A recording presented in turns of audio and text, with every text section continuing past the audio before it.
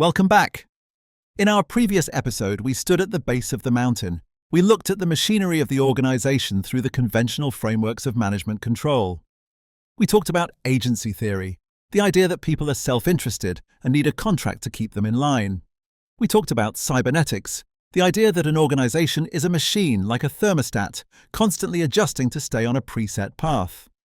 Those theories, as we discussed, are the bedrock. They explain the business as usual, but they have a flaw. They assume the world is static. They assume we know exactly where we are going and that the only job of a manager is to keep the train on the tracks. But what happens when the tracks disappear? What happens when the environment shifts beneath our feet? What happens when we need our employees not just to obey, but to invent? That is the question we are tackling today. This is part 2 of our exploration of strategic management control.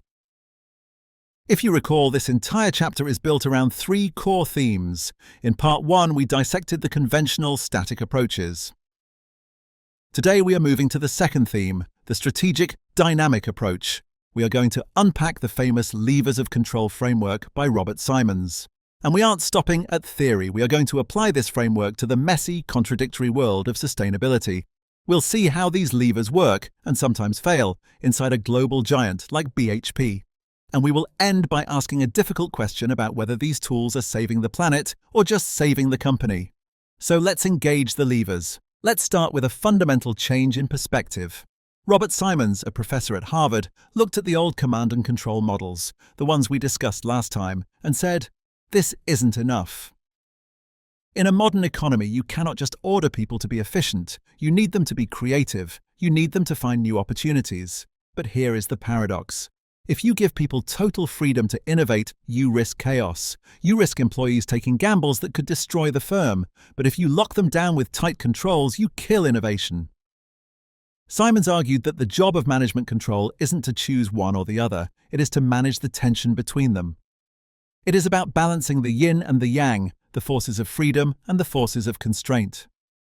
He called this framework the levers of control. He identified 4 distinct levers that managers must pull to keep this balance.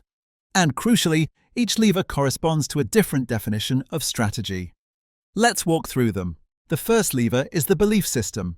This corresponds to strategy as perspective. This is the why. It's the visionary part of the organization. It's not about profits, it's about purpose. It's the mission statement that says, we are here to build a better world. Simon says the function of the belief system is to inspire. It is expansive. It encourages employees to search for new value. In the case of BHP, which we look at in this chapter, their belief system is explicitly stated as to bring people and resources together to build a better world. It sounds noble. It aligns the staff. It gives them a reason to get up in the morning beyond just digging holes in the ground. But inspiration without boundaries is dangerous. That brings us to the second lever. The second lever is the boundary system. If the belief system is the gas pedal, the boundary system is the brake. This corresponds to strategy as position. It defines the territory. It tells employees what they must never do. Think of the 10 Commandments. They are phrased in the negative. Thou shalt not. Boundary systems are the same. They are the codes of conduct, the safety rules, the thou shalt not bribe, thou shalt not pollute beyond this level. Simons argues that these 2 systems work together. The belief system says, go forth and innovate. The boundary system says, but don't go past this line. Now we move to the third lever, and this will sound familiar to those who listened to part 1. The third lever is the diagnostic control system. This corresponds to strategy as plan. This is the cybernetic thermostat we talked about last time. It's the budgets, the profit goals, the key performance indicators. It measures the critical performance variables. Diagnostic systems are about efficiency. They are about checking if we are hitting our targets.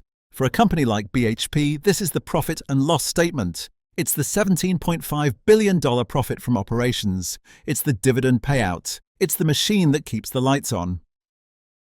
But there is a trap here.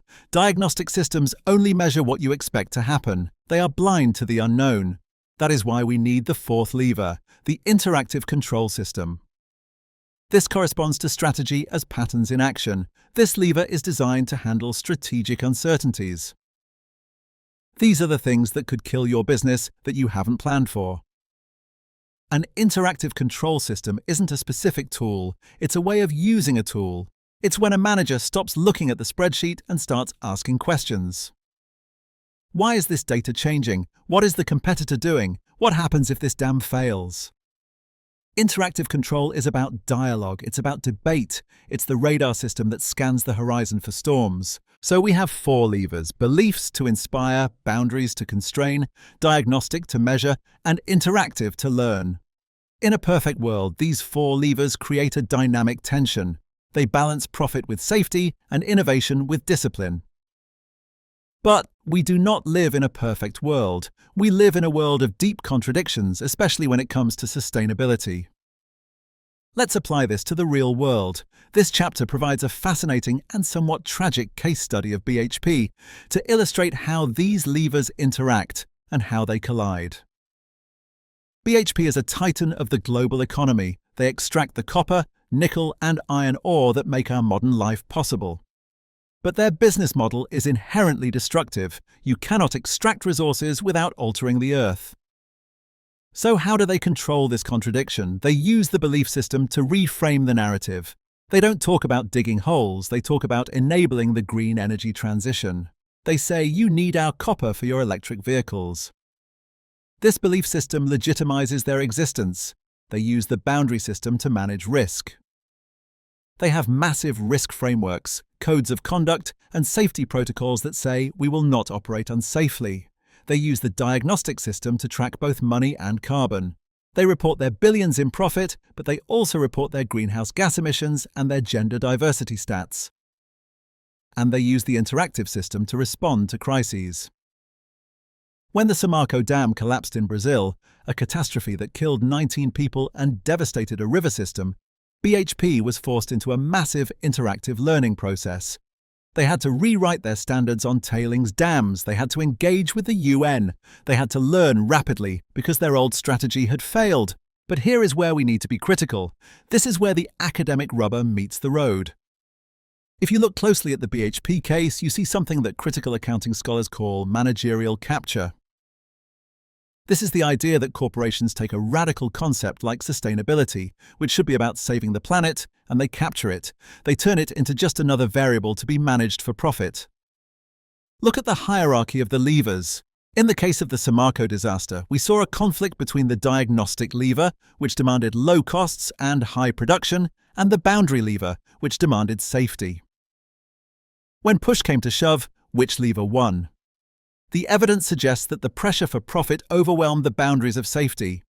The diagnostic system silenced the boundary system. Furthermore, look at the interactive system. We often see corporations using interactive controls not just to learn, but to play politics. The chapter highlights a deep contradiction at BHP. On one hand, their belief system says they support the Paris Agreement on climate change. On the other hand, they have historically been members of industry associations that lobby against climate regulations. This is a strategic use of control. They use the belief system to look good to investors and the public, but they use the interactive system, their lobbying and political engagement, to try and shape the laws, the boundaries, to ensure they can keep making money. This suggests that for many large organizations, sustainability isn't the ultimate goal. The ultimate goal is capital accumulation. Sustainability is just a risk to be mitigated or a story to be told. The levers of control are not neutral tools, they are political weapons. They are used to navigate the treacherous waters between making a profit and maintaining a social license to operate. This brings us to a sobering realization. Simon's framework is brilliant because it shows us that control is not one-dimensional. It is a system of checks and balances. But the framework is also organization-centric. It looks at the world from the perspective of the company. It asks, how does the environment affect us? How can we survive? It doesn't necessarily ask the environment-centric question, how must we change to ensure the planet survives? As we close this section on strategic management control, I want you to look at your own organizations. Look at the 4 levers. What is your belief system? Is it just a poster on the wall, or does it drive behavior? Where are your boundaries? And crucially, do those boundaries hold firm when the diagnostic system, the budget, is flashing red? And are you using interactive control to genuinely learn and adapt, or just to defend the status quo. We have covered a lot of ground. We have moved from the rigid contracts of agency theory to the dynamic tensions of the levers of control. We have seen how organizations try to balance the impossible.